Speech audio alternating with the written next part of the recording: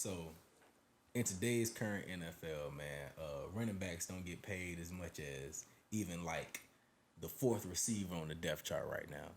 Why do you think the running back position has been so devalued in recent years? Um, One, I think it's just the reality of it is just the pounding that we take every play, every single play we hitting somebody. So I know that definitely is part of it. I joke all the time and say that I blame Kyle Shanahan for it as well, but because he's him and Mike McDaniel and Sean McVay and all those cats, like because they're such like geniuses when it comes to putting running backs in the right positions. I think the game is starting to change where they like we can plug and play anybody. Cause I mean, you look at Kyle Shanahan, for years, he have all kind of guys that you like, who is this? Who is this running back right here? And, or he's like a 6, 7 round draft pick, something like that, and just straight balling out, having 1,000 yard seasons, all this kind of stuff. And I think I really do think that really does like play a part in it because they've really been able to show like you, if you got the right system, you can plug and play kind of anybody.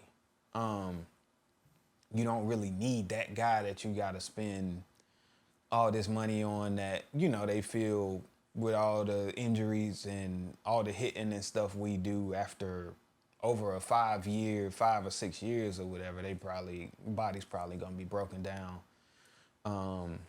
It's also like when you see guys with unfortunate situations, like I'll use Todd Gurley for example. He took a lot. He went through a lot. He had a lot of injuries. Then he got paid. He had that knee injury that never recovered. And they had to pay him all of that money. They start to look at that stuff. They start to look at the history of things like that happening. They look at Zeke. I'll use Zeke, for example. He got paid a boatload. And then they were like, oh, he not the same no more. But my opinion, I don't think it wasn't that he wasn't the same. It was just the fact that one, Tony Pollard joined the team. This is around the time Tony Pollard joined the team, and Tony's a really good running back.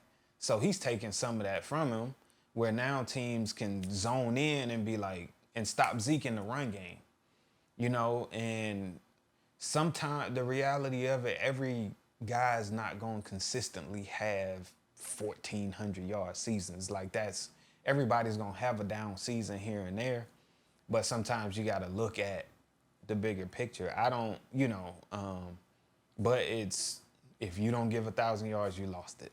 That's just like that's just what it seems like the whole thought process is. If you're not giving me 1,000 every year, you're done. Same with Christian McCaffrey too. I think it was 2 years ago. Or last year, he started having those injuries and people were like, oh, his body's starting to tear down. Now, everybody's like, oh, he's in the MVP conversation. Everybody, guys they're gonna have injuries. For the NFL, injury of playing football, period.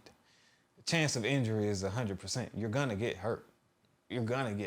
That's just the reality of it. But I think it's a lot of those factors that have changed. And then the game is changing to more of a passing league, in my opinion. So they're starting to look for like those just every down, like true running backs are starting to be less and less.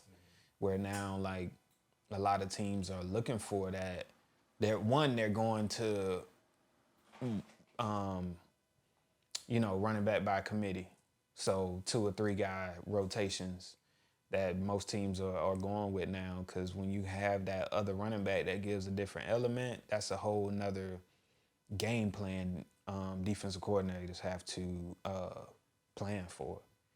And yeah, I think all of those factors, all of those things just play a part in it. I don't agree with it because reality of it, if you don't have a good running back, your team is not going to be successful unless you got Patrick Mahomes or, you know what I'm saying, one of the like top 5 guys in the league. But outside of that, you're not going to be successful if you don't have a run game.